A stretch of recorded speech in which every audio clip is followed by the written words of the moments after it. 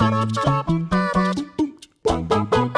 going to go out on a limb and assume you've at least heard of the Yakuza series. Sega's little beat-em-up from back in 2006 was completely mismarketed over in the West, tending to have its open-world structures draw comparisons to GTA, which only ended up setting the series up for failure when gameplay has more in common with minigame collections and beat-em-ups.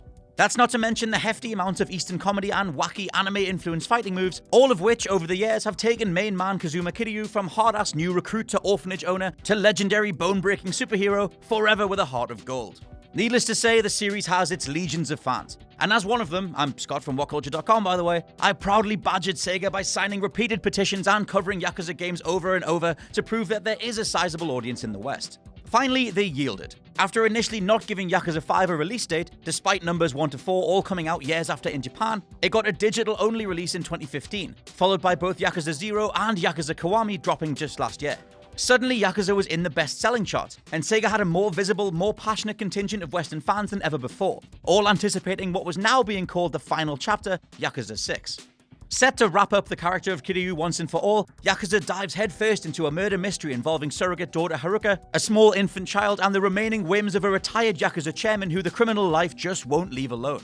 Sadly, Yakuza 6 feels torn between two ideals. It wants to be both the biggest and most essential entry yet, tying off loose ends for those who've been with these characters for over a decade, and yet remain accessible for all those who'll go, oh, there's a Yakuza being made exclusively for PS4? Cool. In the end though, a lot of the series' individual and characterful flair has been left behind.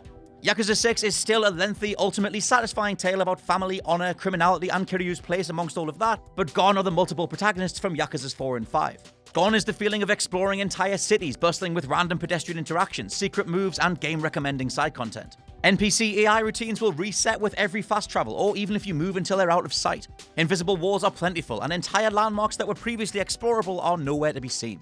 Thankfully, the majority of side missions are hilarious and balmy as ever, but I didn't find anything as memorable as the likes of Yakuza 0's Miracle Johnson. Minigames are still here too, including a team-based gang warfare manager you can take online, alongside darts, going to the gym, karaoke, and more. The standouts, however, are emulations of Sega classics Outrun and Super Hang-On, plus arcade versions of Puyo Puyo and Virtua Fighter 5, all being truly fantastic additions to the in-game Sega arcade. Back to cutbacks, and the biggest is Kiryu's moveset, which loses the vast majority of the series' staple heat actions. A fan favorite and major identifier of Yakuza combat, heat specials let you do everything from suplex someone onto a guardrail to brandishing parts of the environment to taking out 4 guys at once in a blur of fists and flying kicks. Heat moves are still here, and you can break fingers with a pair of chopsticks, but there really should have been a whole game of increasingly ridiculous spectacles to unlock. And speaking of ridiculous spectacles, this all factors into the biggest change and only major positive from Yakuza 6, the combat. In lieu of over a decade of mechanical combat encounters and canned animations, Yakuza 6 introduces havoc physics, meaning bodies and objects in the environment tumble and fly semi-realistically. For the most part, it's a confident and natural improvement, ensuring that a good, well-placed kick will send any number of goons pinwheeling through the sky and into a smattering of chairs, tables, or plant pots. You can even take the fight off the street and into the majority of shops and cafes for the first time too, letting you end a scrap by doing something like microwaving a guy's head. Combined, this can all feel fantastic, and being able to dart between encounters with no interstitial cutscenes is something that we've waited on for far too long. Sadly, despite this innovation, the story supporting all the face-punching takes a good 12 to 14 hours to truly kick in. You'll get lost in a sea of arbitrary fetch and go here, trigger cutscene, go back quest design. It's nothing the series hasn't featured in abundance before, seeking out multiple items to please a sad puppy springs to mind, but usually the script or action itself is the payoff.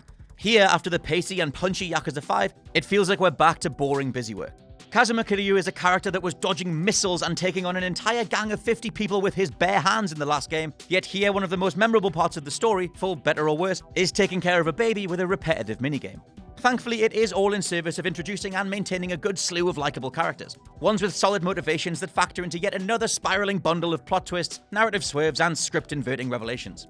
No one does a soap opera meets Saturday morning cartoon story quite like Yakuza, and alongside combat, it's been the franchise's bread and butter for years. Yakuza 6 takes a long time getting there, but I did have fun watching everything unfold in the second half. Not to mention, one of the twists is easily the most absolutely batshit things Yakuza has ever done, and that really is saying something. Sans spoilers, the ending of Yakuza 6 will still divide fans, but that's a debate for a forum, comment section, or spoiler video, not here. All I can say is personally I'm glad Yakuza 5 wasn't the end, as I always thought Sega could have given Kiryu a better final scene than bleeding out in the snow with Haruka by his side. Ultimately, my biggest recommendation for Yakuza 6 is actually an inversion. If any of this interests you, play at least Yakuza 0 or Yakuza 3 first. This shouldn't be anybody's first experience with the franchise, despite Sega's flattening of the introductory learning curve. When the action ramps up and the plot is doing backflips, it's the Yakuza fans have grown to know, love, and swear by. Everything else, though, is best avoided unless you've truly exhausted all the other installments. It's strange to say in a franchise that's otherwise gone from strength to strength, but Yakuza 6 is the first numbered installment that seems happy to mostly coast by. Whether you can spare the money for that or not is up to you. Hey guys, thanks for watching the video. Don't forget to subscribe below, and if you're looking for more content like this, then try a few things that are floating about around my ears. Might be fun. I can't promise it though, but it might be.